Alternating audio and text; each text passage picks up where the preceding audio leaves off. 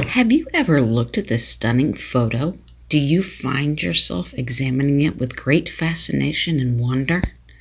Jonathan Frid, dressed as Barnabas Collins, seems to be on the lookout as he navigates his path in candlelight.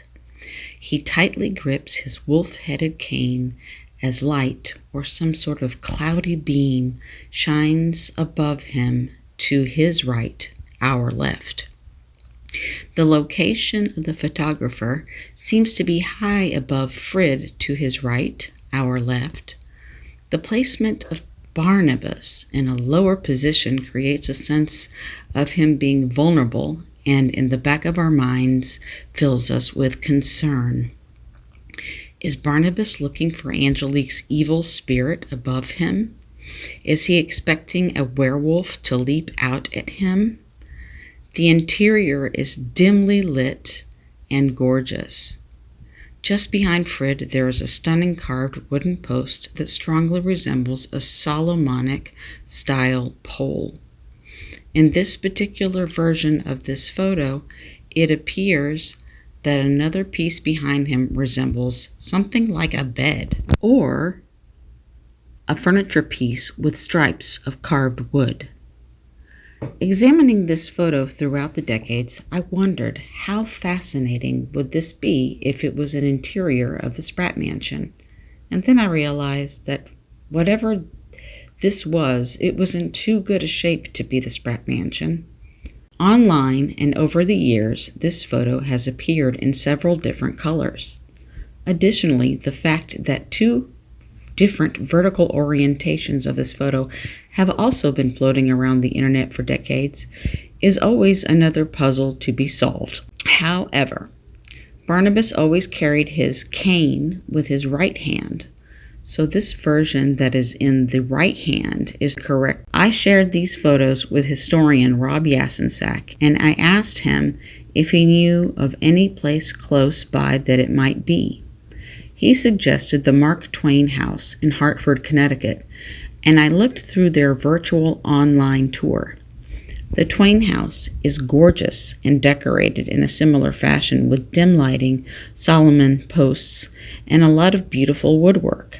However, it was not the right location. So Guy asked both Mary O'Leary and Jim Pearson if they knew where this photo was taken. They both stated that the photo was taken at the Castle Hotel and Spa in Tarrytown.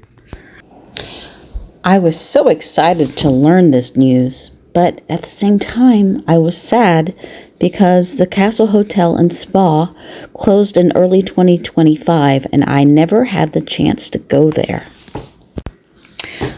One of the great last puzzles to solve here was that the doors, windows, and paneling looked different in the Frid photo than they did in the modern restaurant called Equus.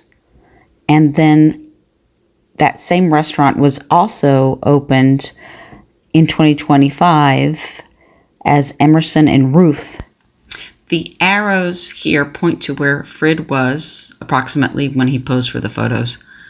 And after these arrowed slides, you can see a sort of point of view of what Frid might have looked at when he posed for the photos.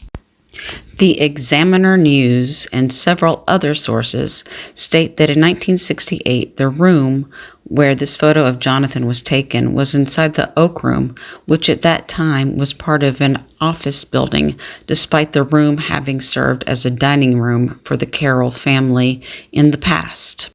Before 1994, the Oak Room was used for executive offices. Guy described the furniture piece with the Solomonic posts as a sideboard where food could be served buffet style on special occasions or for Sunday brunch. It was not a bed. However, the space at the castle was gorgeous. It was built with pieces that belonged to Louis XIV, including the wainscoting from the room that was brought over from France. I meant to mention in part 1 of Walk in the Candlelight that the source of the beam of light that diagonally shines up at Frid from the floor probably came from a studio or stage light. It is a light from underneath his face to enhance his spookiness. If you have enjoyed this presentation, please be sure to give both part 1 and part 2 of Walk in the Candlelight a like, and please hit that subscribe button. And now you know the story behind this fascinating photo that was shot to promote House of Dark Shadows and Night of Dark Shadows. Thank you so much, and I look forward to having you on my channel again. Have a great rest of your week.